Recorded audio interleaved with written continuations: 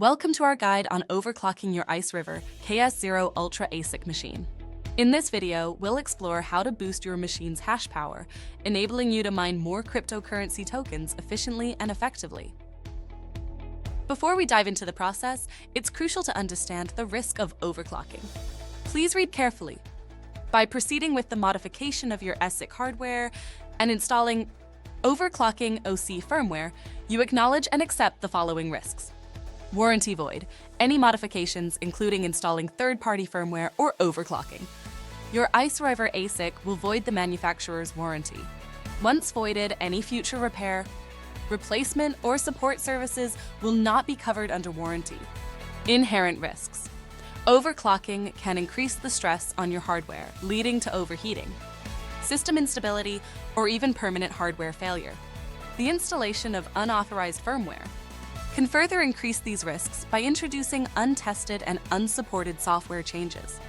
Liability. This video is for entertainment purposes only. We will not be responsible for any damage. Loss of functionality or loss of profits that occur due to incorrect installation or user error. Hardware defects or failures, whether caused directly or indirectly by overclocking or firmware modifications. Overheating, electrical issues, or other environmental factors that affect the performance or lifespan of your hardware. User responsibility.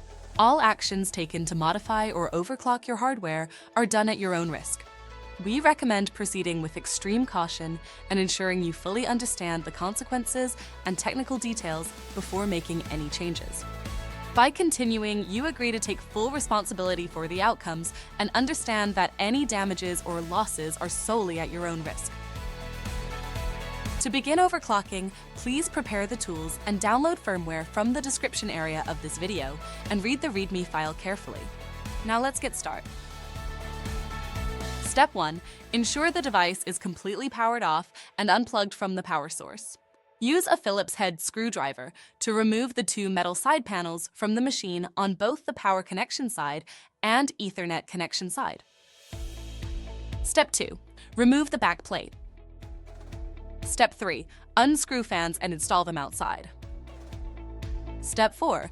Unscrew the hashboard and clean up the old thermal paste on the surface of both chips and rack using paper towels or a lint-free cloth.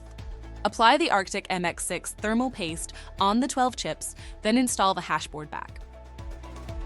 Step 5. Use thermal glue to glue on the bottom of the heat sinks and install them on the 4 MOSFETs. Then wait 24 hours for the glue to dry. Step 6. Replace the thermal pad with a new one. Step 7. It's recommended to use high-performance 3,000 revolutions per minute axial or delta fan.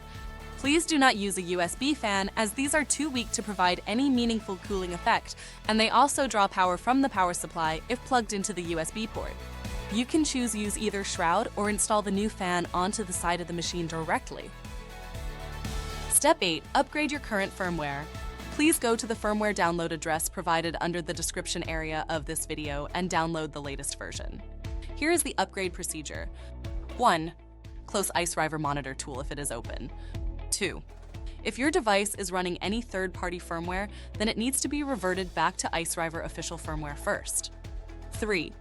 Upload desired overclock firmware. Start with a lower hash rate version to ensure stability, then move up to the higher hash rate firmwares after. Do not start at the highest one. After uploading, restart the machine again. Step 9. Test different firmware version. Try the L version of the desired overclock level first. If target hash rate is not achieved, try the regular version of the desired overclock level, and try the H version last if target hash rate is still not achieved by the regular version. 4. After the device powers on again, set the fan speed to 100% and observe the hash rate performance. After running for an hour, check if the 30-minute average hash rate is within 10% of the rated value of the firmware file. If the current hash rate does not meet expectations, repeat steps above and try a different voltage version of the same firmware or a different hash rate version of the firmware dot. To avoid to brick your machine, it's highly recommended to restore to the official firmware first before you try a new firmware version. Note: the firmware version name will not be changed after uploading the overclock file. This is intended behavior.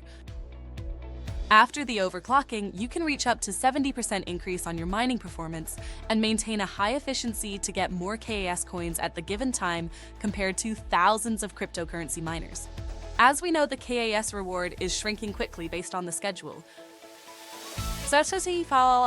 It's critical to stimulate your ASIC miner's potential and mine as many coins as you can. Other factors like electricity cost will be the second considering point, as long as you believe KAS will have a bright future. If you don't want to do these firmware upgrades yourself, you can also use the customization service at the bottom of this video to help you stay ahead of the cryptocurrency mining. Thank you for watching today's video. Please leave any comments if you have any questions. Please subscribe our channel if you like it. Thank you.